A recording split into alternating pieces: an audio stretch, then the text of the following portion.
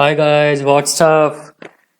मैं यहाँ पर पॉलिटी की करंट अफेयर की सीरीज स्टार्ट कर चुका हूँ, जो ये 5वां लेक्चर है उसका। That is the most important topics I am going to discuss related to polity and related to current affairs. So first topic here I am going to start is National Commission for Sarkari Karmchari. So here we can say NCSK. So why this is in news recently? Union government approved the proposal to extension of the period. क्या किया union government ने? Tenure का क्या किया गया? Extension किया गया है नेशनल कमीशन फॉर सरकारी कर्मचारी बियॉन्ड 31/3/2019 से 3 ईयर का और एक्सटेंशन मिल गया है एनसीएसके के लिए। जनरली क्या होता है कि एनसीएसके नेशनल कमीशन फॉर सरकारी कर्मचारी एक्ट 1993 के इसको क्या किया गया था? गठन किया गया था एनसीएसके को। तब ये एक स्टैच्यूटरी बॉडी था क्योंकि पार्लियामेंट ने इसका गठन किया गया था कि day to observe the activity of the manual scavenger and जो मतलब साफ सफाई कर्मचारी होते हैं, जो साफ सफाई करते हैं, अपने देश को साफ रखते हैं, उनको मतलब क्या फैसिलिटी गवर्नमेंट के थ्रू मिलती है? क्या उनके थ्रू मतलब कोई उनका विरोध करता है या इनइक्वालिटी फैलाता है, अनटचेबिलिटी जैसी चीज उनके विरुद्ध कोई करता है, तो उसको कैसे रेगुलेट किया जाए, तो उसके लिए गवर्नमेंट ने ये स्टार्ट किया था। पर टाइम टू टाइम क्या होता है कि इनके पीरियड को एक्सटेंड कर दिया जाता है कि अभी 2019 में फिर इनके पीरियड को क्या कर दिया गया? एक्सटेंशन कर दिया गया। So that's why due to the extension ये किसमें आता है? Non statutory body. ठीक है, तो इसको क्या बोला जाता है? NCSK is a non statutory body. So remember here guys, this is the important point, this is should be remember here. Okay, so क्या होता है ये? What is the regulation authority of the NCSK? किस चीज को ये regulate करता है? तो देखिए यहाँ पे, तो major beneficiary of the proposal who would be safai karamcharis and personal engage in the manual scavenging since the NCSK will work for their welfare and upliftment. किसके लिए काम करता है? उनके अपलिफ्टमेंट एंड वेलफेयर के लिए एनसीएसके क्या करता है? काम करता है। And the recommend to the central government, central government को रिकमेंडेशन देता है for action toward the elimination of the inequality in status, facility and opportunity for the sarkari karmachari. Generally होता ही है कि बहुत सारे जैसे कोई गलत काम हो रहा है तो उसके लिए एक कमेटी गठित की जाती है यूनियन गवर्नमेंट के थ्रू कि भाई देखिए इसमें क्या प्रॉब्लम है, कि भाई कहाँ इनइक्वालिटी जैसी चीजें आ रही हैं, क्यों लोग नहीं समझ पा रहे हैं। तो उसी तरीके कोई एक कमीशन भी नॉमिनेट किया जाता है, कोई स्टैच्यूटरी बॉडी भी नॉमिनेट की जाती है। वही यहाँ पर अपने भाई बंधु जो सफाई कर्मचारी हैं उनके लिए ये क्या किया गया है? एक कमीशन नॉमिनेट किया गया था। So here to study and monitor the working condition को स्टडी करने के लिए दोस्तों इसका गठन किया गया था, including those relating to health, safety and wages of safai karmachari working under the various kind of employer including government, municipalities and panchayat, and to make recommendation in this regard. क्या करता है? रिकमेंडेशन देता है कि भाई इनके सेफ्टी से रिलेटेड, हेल्थ से रिलेटेड, वेजेस से रिलेटेड बहुत सारे जो इश्यूज हैं उनको कैसे यूनियन गवर्नमेंट के सामने रखा जाए। ठीक है, तो उस चीज पे ये पूरे मन और तन धन से ये क्या करता है? काम करता है ये commission. Okay guys, and all the inequality in the status, facility and opportunity for the upliftment of the सरकारी कर्मचारी। So yeah, some other points, the make report to the central and state government on any matter concerning सफाई कर्मचारी। ये क्या करते हैं? Report तैयार करती है सेंट्रल के लिए भी और स्टेट के लिए भी, जो कोई भी सरकारी कर्मचारी हैं, taking into account any difficulties और disabilities being encountered by the sarkari karmachari. उससे रिलेटेड क्या करती है? रिपोर्ट तैयार करती है और उनको सेंट्रल और स्टेट गवर्नमेंट के समकक्ष रखती है। इसमें कुछ फंक्शंस होते हैं इसके कि भाई प्राइवेटिंग और मैनुअल एक्सकेवेंजिंग एक्ट के थ्रू काफ़ी चीज़ें ये भी हैंडल उसमें करी, जैसे monitoring the implementation to prohibit the manual scavenging act, कि भाई सही तरीके से इम्प्लीमेंट हो रहा है कि नहीं, इसको भी यही कमीशन क्या करता है, मॉनिटर करता है। इंक्वायरी इनटू कंप्लेंट, कोई भी कंप्लेंट आती है अगर मैनुअल स्कैवेंजिंग एक्ट से रिलेटेड, उसकी भी इंक्वायरी यही कमीशन करता है। Advices the central state government for effective implementation of the provisions of this act.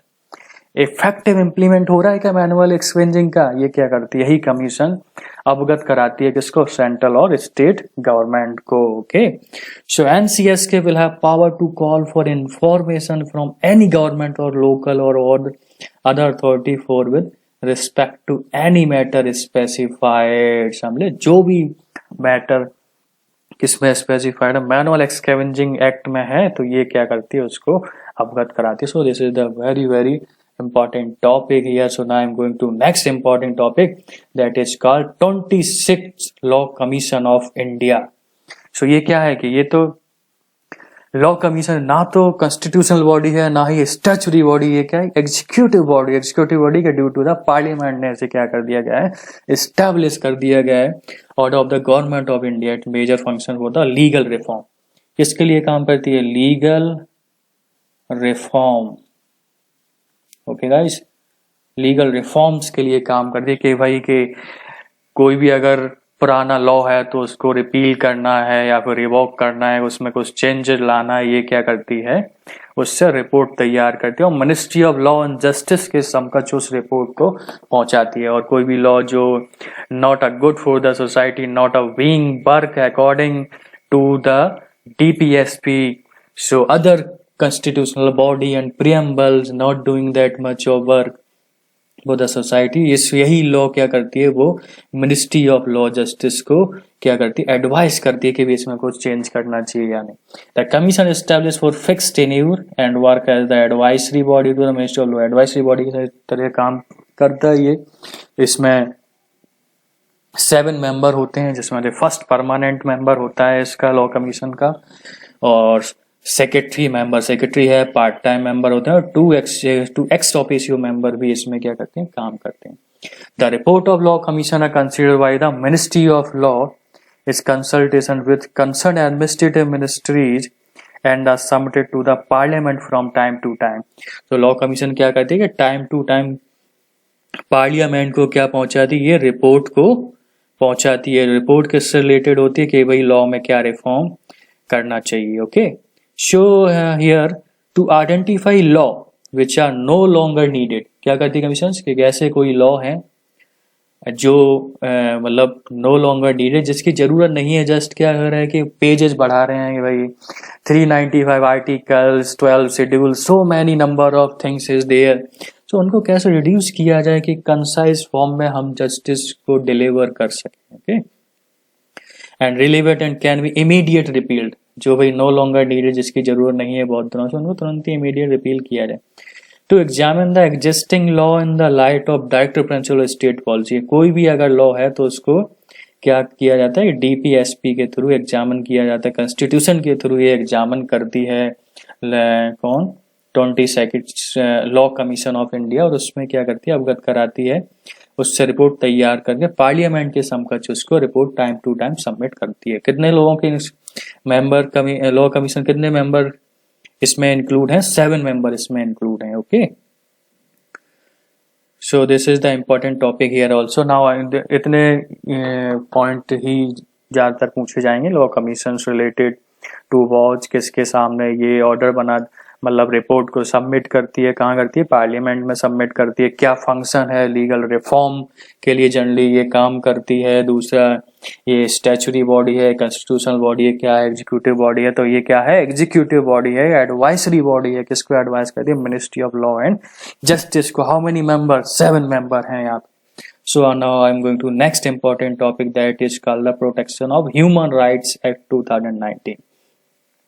So human rights act क्या रहता है कि पहले से ये कोई एक्ट है, उसमें कुछ नए प्रोविजंस को ऐड किया गया है जो कि इम्पोर्टेंट थे, टाइम टू टाइम हमेशा होना चाहिए। ऐसा भी कि एक ही लॉ या फिर ऑर्डर नहीं हमेशा के लिए इम्प्लीमेंट होना चाहिए, समय के साथ हर चीज परिवर्तित होना चाहिए। वही यहाँ पे किया गया है। बहुत अच्छा ही ये एक्ट है कि 100% some question will ask from here also. So according to protection of human rights amendment act 1993 को हमने क्या यहाँ पे क्या अमेंडमेंट किया गया 1993 में। The act provides for national commission rights, NHRC, SHRC state human rights commission as well as human rights commission, जो कि वर्ल्ड में उसको अप्लाई किया जाता है। अब यहाँ देखिए क्या चेंजेस एक्चुअली में क्या है, ओरिजिनल एक्ट में क्या था और न्यू एक्ट में क्या था। अब यहाँ पे क्या था कि कौन मेंबर है इसमें, कंपोजिशन ऑफ NHRC। तो क्या होता था कि retired chief justice of the supreme court original act में था, लेकिन अब न्यू एक्ट में किया गया है यहाँ पे कि retired chief justice of supreme court और जज ऑफ द सुप्रीम कोर्ट। कोई भी यहाँ क्या हो सकता है, मेंबर यहाँ पे हो सकता है, या तो चीफ जस्टिस CGI रिटायर्ड हो या फिर कोई भी सुप्रीम कोर्ट का जज रिटायर्ड हो, उसको हम यहाँ पे मेंबर बना सकते हैं। दूसरा नेक्स्ट पॉइंट, पहले क्या था इसमें दो ही chairman of various two person have knowledge of human rights to be appointed as a member. दो ही पर्सन थे जो ह्यूमन राइट्स से रिलेटेड नॉलेज रखते थे, लेकिन यहाँ पे न्यू अमेंडमेंट एक्ट 2019 के अकॉर्डिंग वन पर्सन और ऐड किया गया और उसमें से एटलीस्ट वन वुमन को क्या किया गया है, परमानेंट मेंबर के थ्रू चुना गया है। तो 3 member to appointed which at least one will be the woman here. One क्या है, वुमन है, कम से कम एक वुमन होना चाहिए 3 मेंबर में से। नाउ ये प्रोविजन सेम है जो 1993 में था। Chairperson of the national commission for backward class, okay, the national commission for the protection of child rights, okay, and the chief commissioner for मतलब PWD candidates here, this is the new additions here. फिर 4 क्या था कि भाई national commission for schedule tribe, national commission for schedule caste और national commission for the women's are a member, पर यहाँ पे नया एक और ऐड किया गया है कि भाई national commission for protection of child right, this is also new, and national commission for the PH candidate के लिए 2 प्रोविजंस यहाँ पे क्या किए गए, ऐड किए हैं, और SC और ST को यहाँ से हटा दिया गया है guys. So remember 3 member to be appointed from here side, okay. So this is the important point here. Sure, now here क्या है, अब क्या कर दिया, पहले 5 साल के लिए सर्विस होती थी, जो चेयरमैन था 5 साल के लिए ये कमेटी नॉमिनेट की जाती थी, पर अभी क्या है 3 year plus 70 year of age. Got it guys, 3 year होना चाहिए और 70 ईयर ऑफ एज तक ही ये क्या करेंगे, काम करेंगे। Okay, one और इम्पोर्टेंट पॉइंट हियर ऑल्सो कि इन केस ऑफ दिल्ली के समय में क्या होगा, NHRC काम करेगी, नेशनल ह्यूमन राइट्स कमीशन। यहाँ स्टेट ह्यूमन राइट्स कमीशन का कोई रोल नहीं होगा, इसका रोल होगा सिर्फ और सिर्फ नेशनल ह्यूमन राइट्स कमीशन का। अब ये एक बात और समझिए कि पहले क्या था कि अगर स्टेट ह्यूमन राइट्स कमीशन में पहले क्या था कि retired chief justice of high court ही इसका क्या होता था, चेयरपर्सन होता था किसका, स्टेट ह्यूमन राइट्स कमीशन का। लेकिन अब क्या कर दिया गया कि रिटायर्ड चीफ जस्टिस ऑफ और जज of high court will be chairperson of the state human rights commission. Got it. So ये some changes time to time government and the Supreme Court going to make, that is the really requirement for the society and the welfare and the well-being for the people of our country. So now I'm going to next important topic, that is called National Medical Commission Bill. This is also the most important topic here. ये क्या है, Constitution of National Medical Commission for development and regulating all aspects relating to the medical education, okay, medical professions and medical institution, सभी के लिए क्या करता है, काम करता है। तो इसी वजह से why this is introduced कि National Medical Commission Bill 2019 was passed. It seeks to regulate medical education practice in the India. वही बहुत सारे बिल 2019 में पास हुए थे जो कि बहुत ही इम्पोर्टेंट हैं अपकमिंग कोई भी एग्जाम के लिए, जो कि करंट अफेयर के लिए इम्पोर्टेंट एग्जाम्स हैं, जो आने वाली UPSC का EPFO का एग्जाम हुआ, PSC का एग्जाम, स्टेट सर्विसेज के कोई भी एग्जाम है, this is the important point. So many changes made by the central governments and the Supreme Court and many commissions and the many act, some changes made here. So ये क्या किया गया यहाँ पे कि भाई नेशनल मेडिकल कमीशन है जो कि क्या करती है, मेडिकल एजुकेशन को रेगुलेट करेगी ये, ठीक है, मेडिकल प्रोफेशन को रेगुलेट करेगी और मेडिकल इंस्टीट्यूशंस को भी रेगुलेट करेगी। आप देखते हैं कि बहुत सारे मेडिकल इंस्टीट्यूशन प्राइवेट हैं जो बहुत सारे पैसा लेके क्या करते हैं, डिग्रियों को देते हैं, लेकिन not a qualified doctor producing in that institutions. Okay, so this is the important here. यहाँ अपन देश के लिए एक क्वालिफाइड डॉक्टर की जरूरत है, ना कि क्वालिफाइड डिग्री की जरूरत है यहाँ पे। Okay, so here some features here national medicals. It provide वो creation of medical advisory council. क्या करता है ये नेशनल मेडिकल कमीशन भी प्रोवाइड करेगा, मेडिकल एडवाइजरी काउंसिल्स को करेगा, ठीक है, and make recommendation to the commission. और एडवाइस और रिकमेंडेशन किसको करेगा, कमीशन को एडवाइस और रिकमेंडेशन करेगा। अब देखो इसमें इंक्लूड कौन कौन से बॉडी के, 4 ऑटोनोमस बॉडी को या बोर्ड को क्या किया गया, इंक्लूड किया गया इसमें। फर्स्ट है अंडर ग्रेजुएट मेडिकल एजुकेशन, बिल्कुल सही। अंडर ग्रेजुएट में क्या होगा कि ये मतलब एजुकेशन को रेगुलेट करेगा, किससे रिलेटेड, स्टैंडर्ड सेट करे कि भाई इतने स्टैंडर्ड पे ही आप इस डिग्री को हासिल कर सकते हैं, ये भाई इतने साल की ये डिग्री हुई है। Under graduate medical education board के जो भी मेंबर होंगे वो यहाँ पे क्या करेंगे, रेगुलेट करेंगे। नाउ नेक्स्ट क्या है, पोस्ट ग्रेजुएट। ये हो गया post graduate medical education board. Second point here कौन सा है, PG medical education board. PG medical board में क्या होगा, इस पे भी स्टैंडर्ड और क्या किया जाएगा, रेगुलेट एजुकेशन क्या किया जाएगा, सेट किया, स्टैंडर्ड सेट इसमें भी रहेंगे। नाउ थर्ड वन है यहाँ पे, this is 2 point, okay, this is third and this is fourth.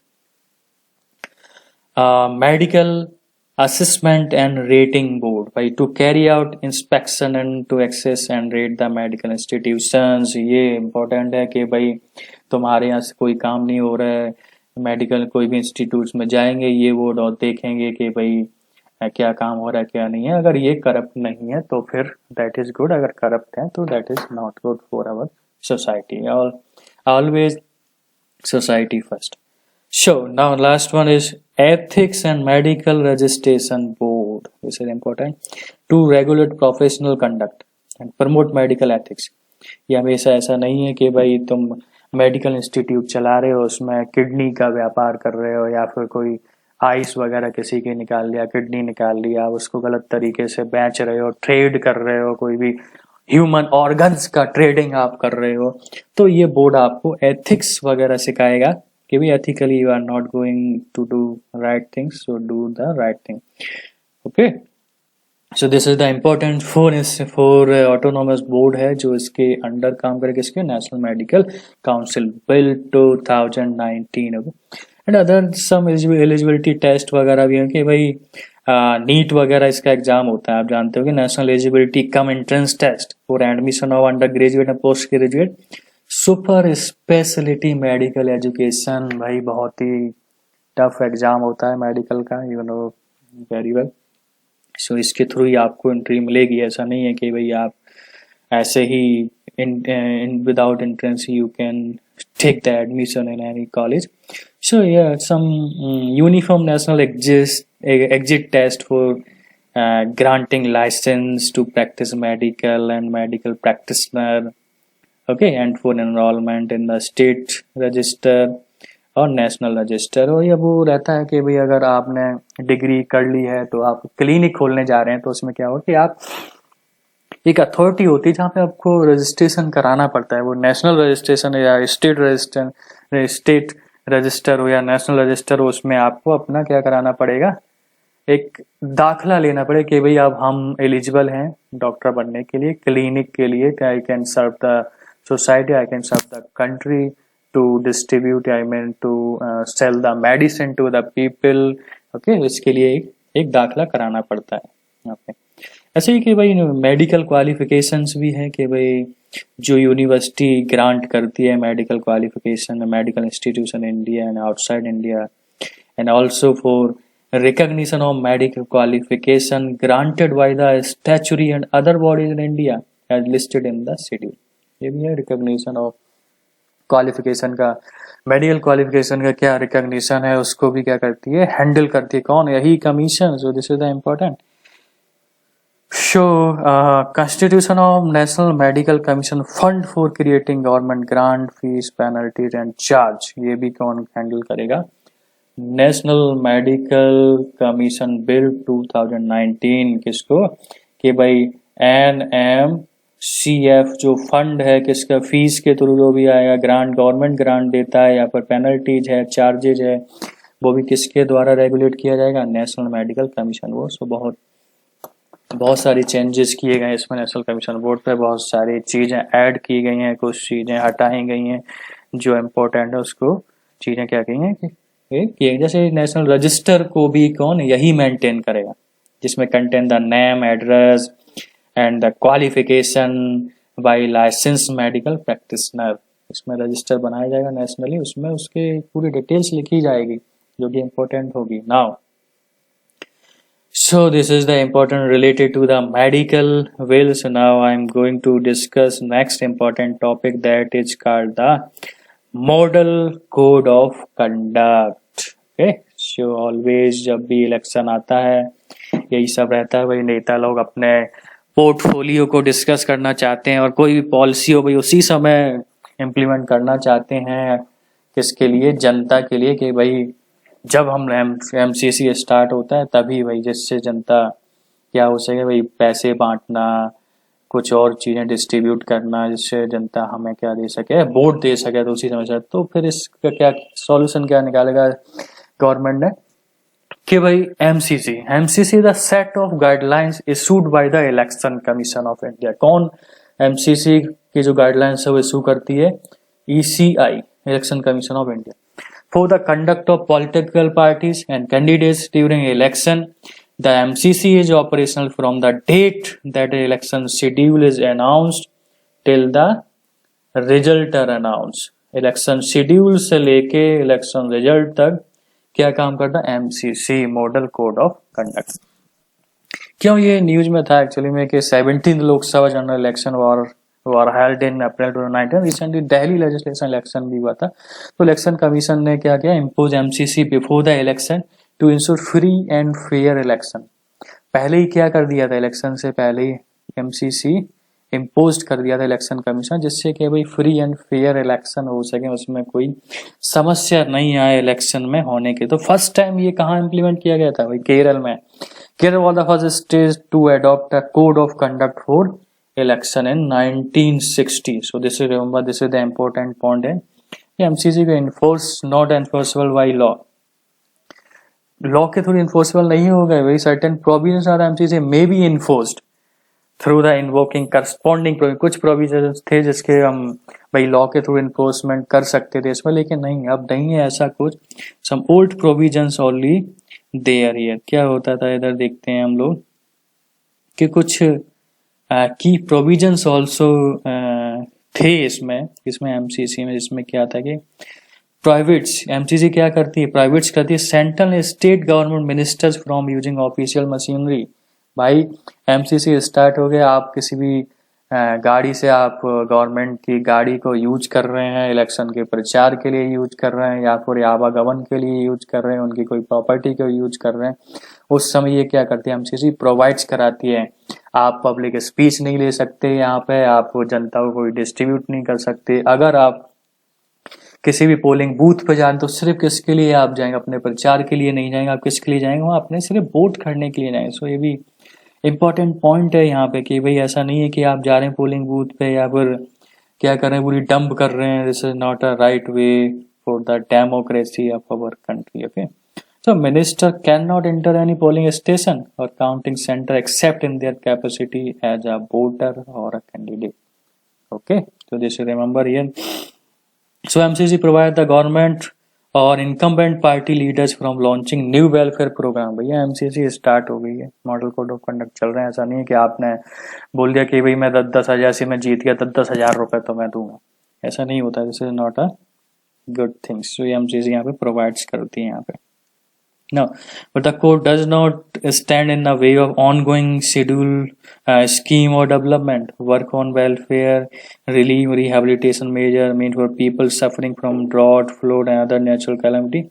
Election Commission prohibit the use of these work for election propaganda. Something can मतलब कुछ कुछ प्रोविजंस इंक्लूड किए जाते हैं, जैसे बहुत ही क्रिटिकल सिचुएशन आई उस समय हम कुछ छूट इलेक्शन कमीशन दे देती है, लेकिन to maintain the regula to maintain the मतलब not do the wrong things here, okay, in and that set by the guidelines by the election commission.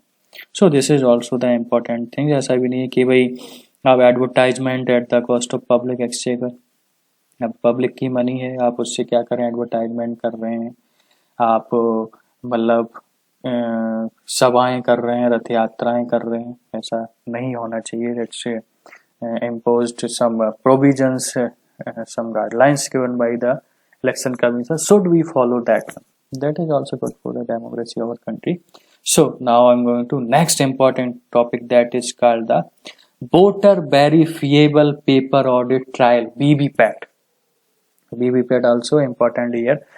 क्या है इसमें क्या रहता है कि एक मशीन होती है जो election to verify that the citizen vote has been correctly placed. PVP एक स्पेसिफिक मशीन है जो to verify that citizen vote has been correctly place, कि भाई जो हमने वोट किया है कि वो राइट पर्सन को जा रहा है कि नहीं जा रहा है. ये इंटरनल डिस्टर्ब देखा होगा recently, Delhi government also was telling that कि central government not doing changing the election machines.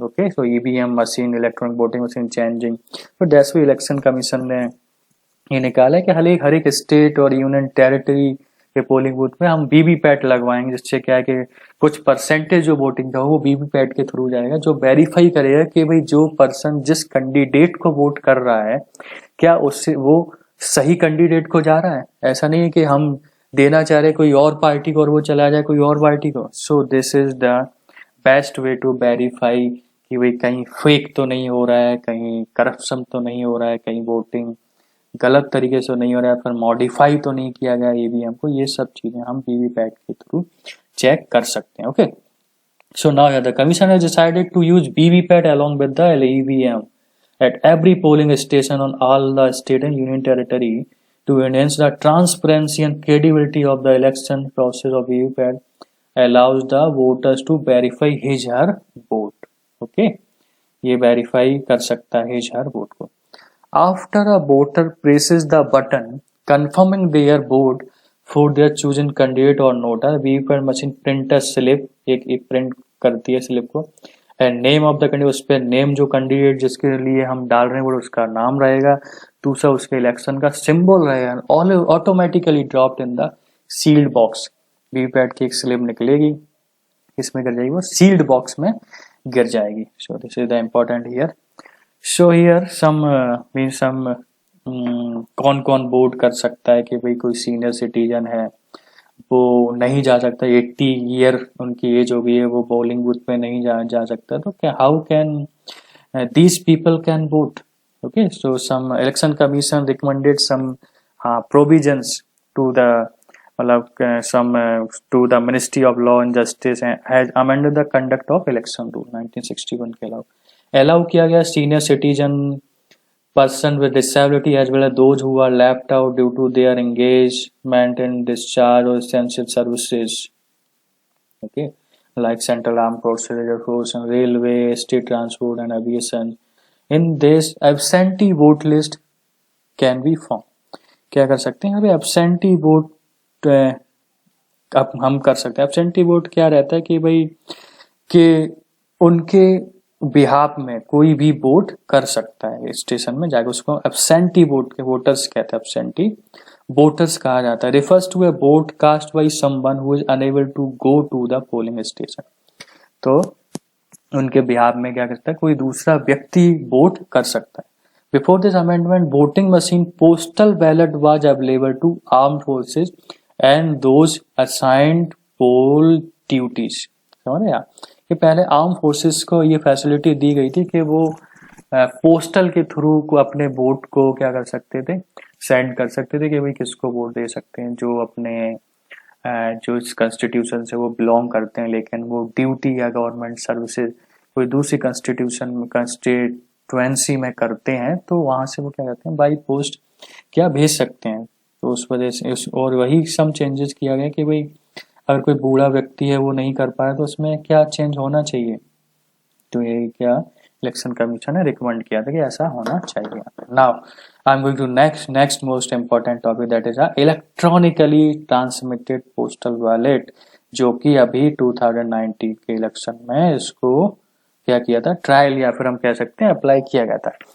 किस किस के थ्रू, किसके मीन्स दो लोगों, मीन्स वी कैन से कि developed by the election commission of India with the help of CDAC and the use of the service voter, for the use of the service voters, जो service करते हैं उनके जो voters हैं उनके लिए CDAC election commission ने क्या किया गया था, इसका डेवलपमेंट किया है, जिसको हम क्या कहते हैं इलेक्ट्रॉनिकली ट्रांसमिटेड पोस्टल बैलेट।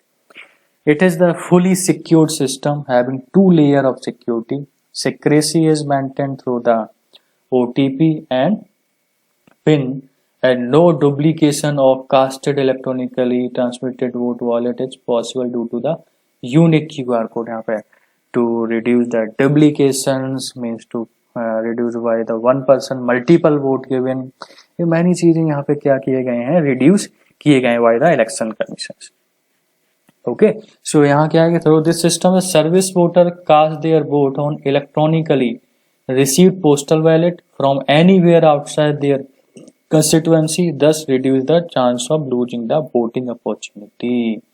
इसको क्या है, वोटिंग अपॉर्चुनिटी को, ये चांस को रिड्यूस करने के लिए क्या किया गया है, ये इस तरीके का सिस्टम इम्प्लीमेंट किया इलेक्शन कमीशन है। QR कोड है, 2 लेयर ऑफ सिक्योरिटी है यहाँ पर, द मोस्ट इम्पोर्टेंट थिंग।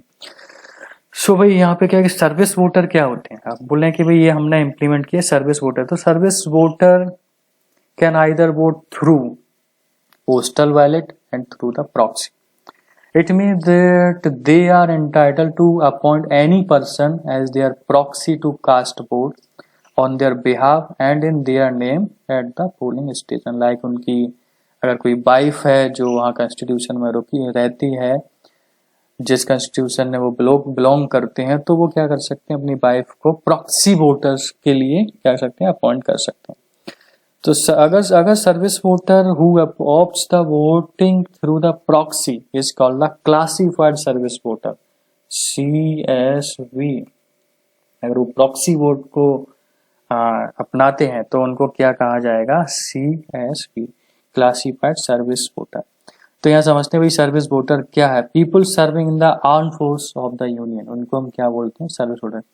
ठीक है, दो serving the force like army, okay, in the army act 1950 applied the Indian army, navy, air force, BSF order and the ITBP, Assam Rifle, National Security Guard, Central Reserve Police Force, CISF, सशस्त्र सीमा बल are eligible to be registered as a कौन, service voter.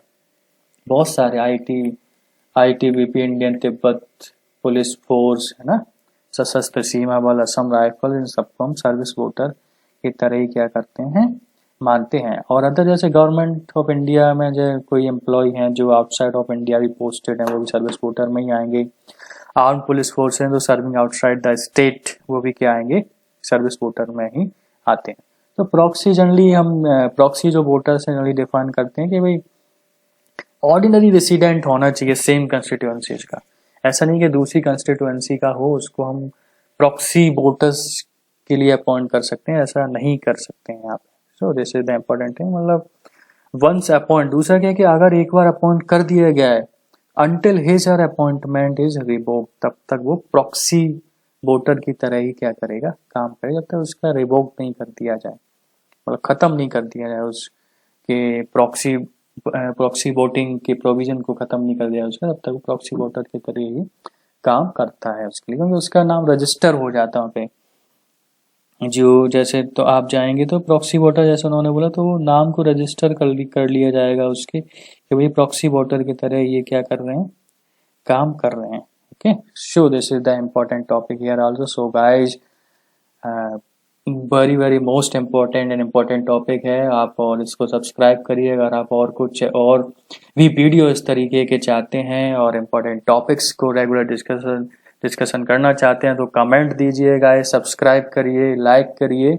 और ये important topic है, to the point इसलिए बताया जा रहा है कि यही इंपॉर्टेंट है, इससे ही आएगा। ऐसा नहीं है कि मैं एक ही टॉपिक को लेके 50 स्लाइड बना के बार बार समझाते रहें, उससे नहीं होता है कुछ। To the point should be remember. Okay, so guys, thank you.